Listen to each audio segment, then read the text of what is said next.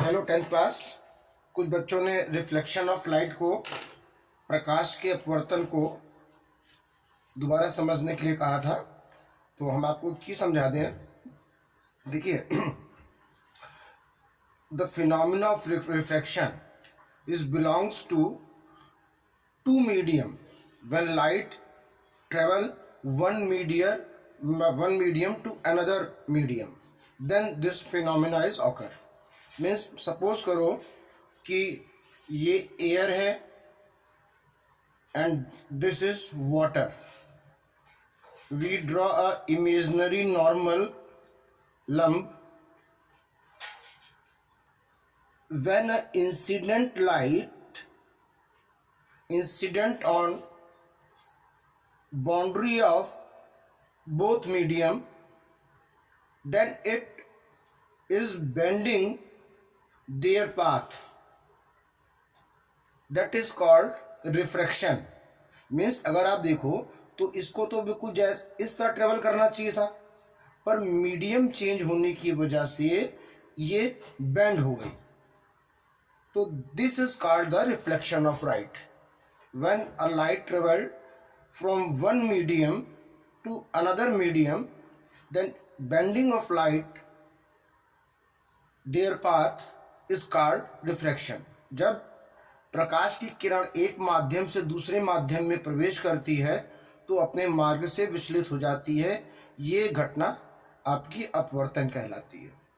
अब देखिए, जैसे ये एयर है और ये वाटर है, डेंसिटी से अगर घनत्व से हम कंपेयर करें तो एयर जो है वो रेयरर मीडियम है और कंपैरिजन टू एयर वाटर की डेंसिटी ज़्यादा है, यानी कि ये डेंसर मीडियम है।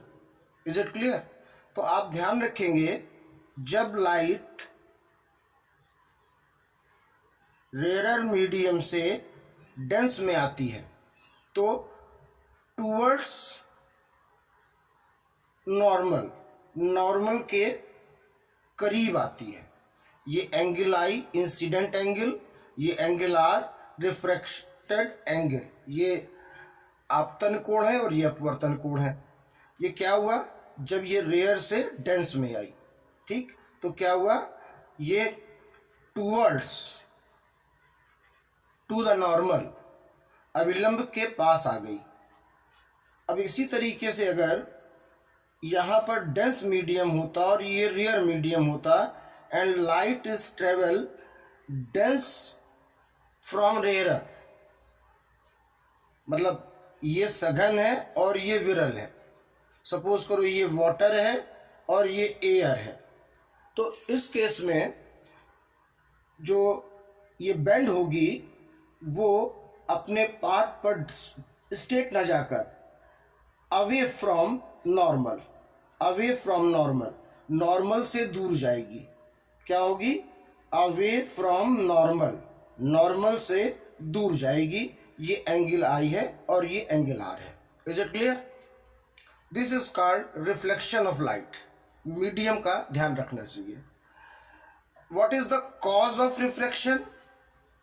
Because velocity of light is different in different medium. For this reason, light bends their path. परावर्तन का कारण अलग अलग माध्यमों में प्रकाश की चाल का अलग अलग होना है, वेलोसिटी का। इसलिए ये फिनोमिना होता है, ये घटना होती है। Is it clear? अब यहाँ पर इंपॉर्टेंट चीज ध्यान रखिएगा, ड्यूरिंग द रिफ्रैक्शन अपवर्तन के दौरान velocity of light, intensity of light, wavelength of light, प्रकाश का वेग, प्रकाश की तीव्रता, प्रकाश का तरंगदैर्घ्य, वेवलेंथ, ये चेंज हो जाते हैं। बट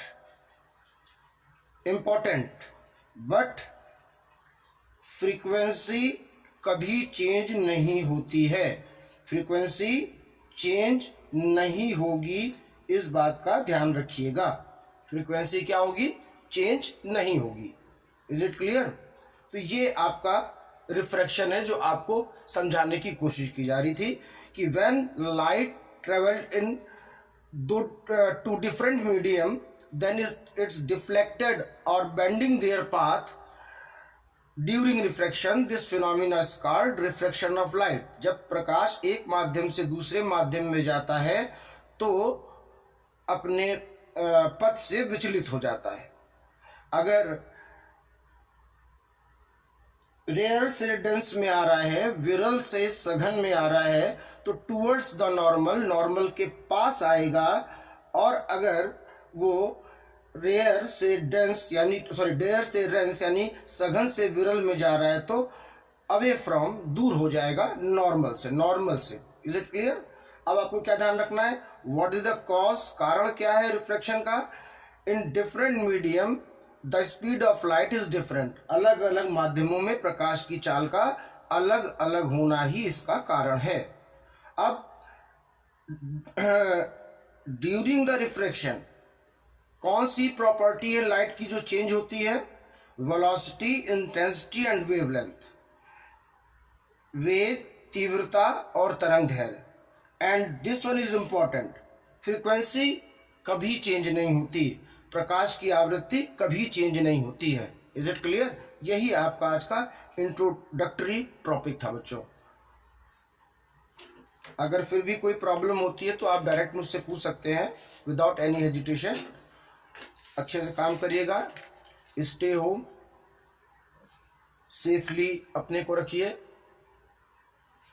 अपने को सेफ रखिए और परिवार को भी सेफ रहने की चीज़ें बताइए। Okay students,